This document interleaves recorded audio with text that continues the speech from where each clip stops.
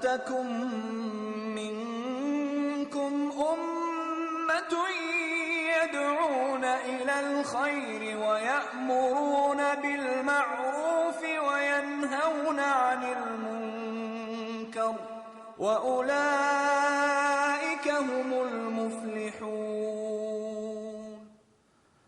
Bismillah ar-Rahman ar-Rahim. Alhamdulillahi Rabbil Alameen. Wassalatu wassalam ala Sayyid al-Anbiya'i wal-Mursaleen Muhammadin wa ala alihi wa ashabihi ajma'een. I begin with the name of God, and I begin by praising God and by sending peace and blessings upon his final messenger Muhammad and his family and his noble companions.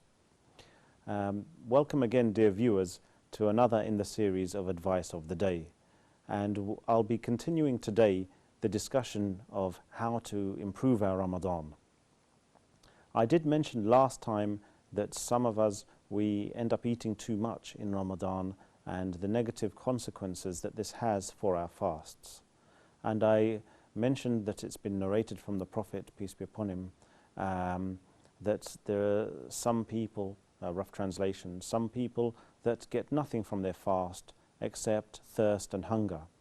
And there are some people that get nothing from their prayer or their standing in prayer except staying awake. So we don't want to fall into this trap.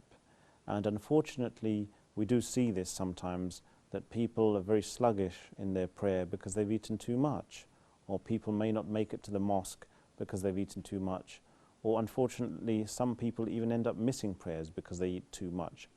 And this is one trap that we really do not want to fall into in Ramadan.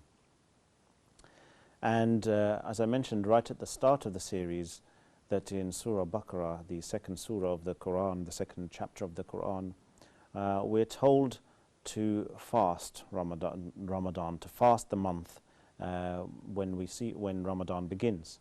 Now it's very important that some people have noted that we're told to fast the month, not just to fast during the daytime. So even the eating and drinking in Ramadan should be based on the fact that we're in Ramadan, we're not outside of Ramadan. And generally, even outside of Ramadan, the Muslim should not be the one who eats and drinks to excess. Now there's a hadith, a famous hadith that's been narrated by Imam Ahmad, Tirmidhi, and Nasa'i, and Imam Muslim and others, that no human being ever fills a stomach no human being ever fills a vessel, a container, worse than his stomach. And if really what we should do is just to have enough morsels to keep our back straight, enough morsels just to keep us alive and keep us going and to keep us carrying out the activities that we do need to do. However, if someone needs to have more, he should only have a third for his food, and a third for water, for liquid, and a third should be kept empty. So this is the advice of the Prophet, peace be upon him, that a Muslim is not someone who eats a lot. And it's also been narrated in another hadith that the Muslim eats in one stomach or one intestine, and the non-Muslim eats in 7, meaning that as Muslims there should be a distinction. See, many people today talk about having a distinction between Muslims and non-Muslims. This is actually one of the major distinctions that we should have. Our life, whether inside Ramadan or outside Ramadan, should not be based around food. We have much more important things to do than just to keep thinking about food. So inshallah, if we can live by this prophetic advice inside Ramadan, especially inside Ramadan, but also outside Ramadan, and not base our life around food, then inshallah we will benefit a great deal from our Ramadan and from our lives.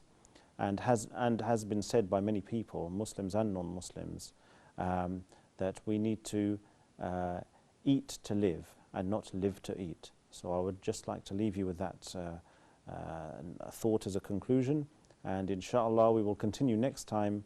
So thank you very much. Jazakumullah khairan. Assalamu alaikum wa rahmatullahi wa barakatuh. وَلْتَكُنْ مِنْكُمْ أُمَّةٌ يَدْعُونَ إِلَى الْخَيْرِ وَيَأْمُرُونَ بِالْمَعْرُوفِ وَيَنْهَوْنَ عَنِ الْمُنكَرِ وأولئك هم المفلحون.